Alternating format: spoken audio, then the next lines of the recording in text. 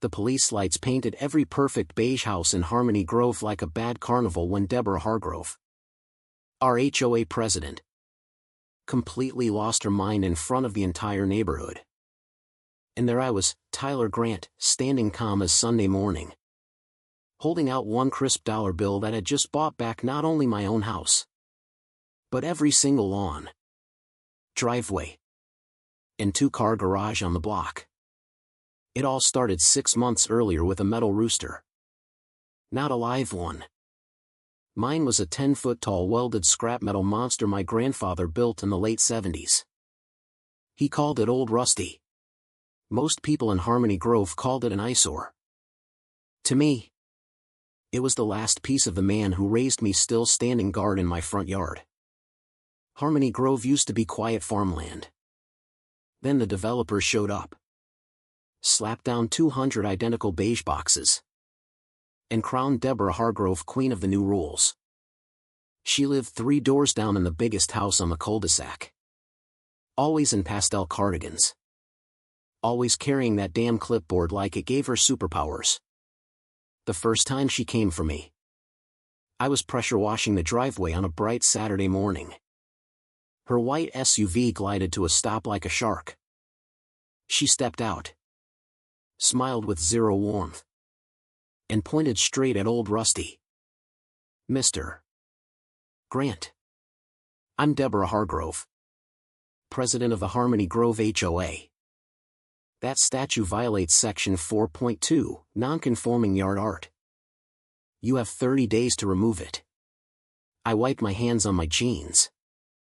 "Ma'am, this house and that rooster were here long before your covenants existed. Pretty sure it's grandfathered." Her smile never moved. "The board updated the covenants last year. They apply to every property now. It's for the good of the community. Think of the resale values. Think of the children." I just nodded politely and took the violation notice. Inside, I was already smiling. My buddy Mike, the lawyer, had told me exactly how these people work. Let them make 50 mistakes. Document everything. Then watch them hang themselves with their own rules. So that's what I did.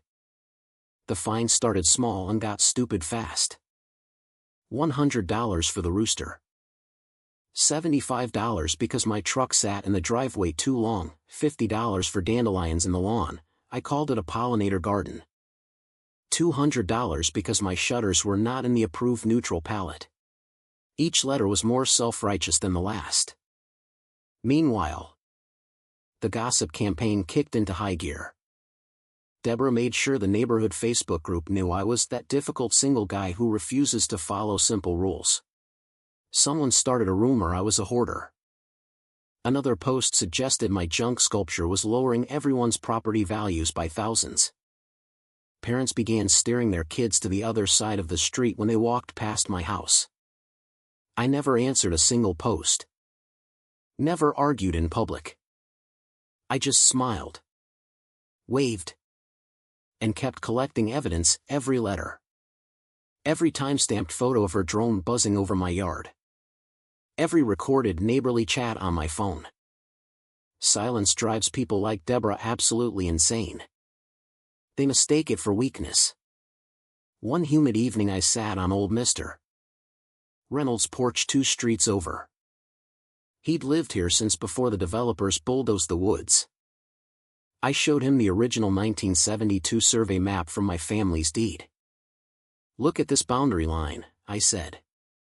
He squinted, then chuckled. "Well, I'll be damned. Those developers used the wrong declination. Their whole plat is shifted almost 60 feet. Every house from the clubhouse to the pool is sitting on your original parcel." I felt the first real grin in months stretch across my face. They never fixed it. I spent the next 3 weeks in county archives and paid a top surveyor a small fortune. When the new GPS-verified report arrived, I spread it across my kitchen table and just stared. The red line cut straight through Harmony Grove like a knife. Every single beige box. Every common area. Every inch the HOA thought they controlled, legally mine. Still, I said nothing. The board finally summoned me to a disciplinary hearing in the community center. Deborah sat at the head table like a judge, flanked by her loyal minions. She clicked through drone photos of my rooster, my offensive truck, my rebellious dandelions. Mr. Grant's flagrant and repeated violations show a willful disregard for community standards, she announced. Voice dripping fake concern. We must protect our neighborhood values. When she asked if I had anything to say, I calmly set my phone on the table and hit record. Actually, yes. State law allows any member to record official HOA actions. You've been calling me a member for months while fining me, so I'm exercising that right. Her smile cracked. This meeting is private. Either we record, I said pleasantly, or you admit on the record that you have zero jurisdiction over my property. The room went graveyard quiet. One board member looked like he wanted to disappear. Deborah's neck turned pink. Fine, she hissed through clenched teeth and rattled off the names. I then asked for the official recorded county plat map proving my lot was under their covenants. She shuffled papers, stammered about developer overlays and intent of the community. Couldn't produce a single legal document. They voted anyway, 5-0 to uphold the fines, placed a lien, and moved to public foreclosure auction. I stood, tipped an imaginary hat, and said, appreciate your time. This recording of you claiming authority you don't legally have is going to be very useful. 3 weeks later, on a bright Saturday morning, the whole neighborhood gathered on the community green for the auction. Deborah stood front and center in a cream suit and oversized sunglasses, looking like she was about to be crowned. Neighbors sipped coffee and whispered. The auctioneer, a nervous little man in a cheap suit, started the bidding at $250,000. Dead silence. He dropped it. $150,000. Nothing. $75,000. Still nothing. Finally, sweating through his collar, he begged, I'll take any opening bid. Folks. I raised my paddle from the back row. $1. Every head snapped toward me. Deborah's sunglasses nearly fell off. Her face went from smug to nuclear in half a second. That is not a legitimate bid, she shrieked. This is absurd. The auctioneer checked his notes. No reserve price was set. Ma'am, it's legal. I have $1. Do I hear two? Silence. Going once, going twice, sold. To bidder number 14 for $1. I walked forward, pulled the crisp bill from my pocket, and handed it over. Pleasure doing business with you. Deborah lunged forward screaming about fraud. A deputy stepped between us, hand resting on his belt. Ma'am, let the man finish. You called the police, I'm right here.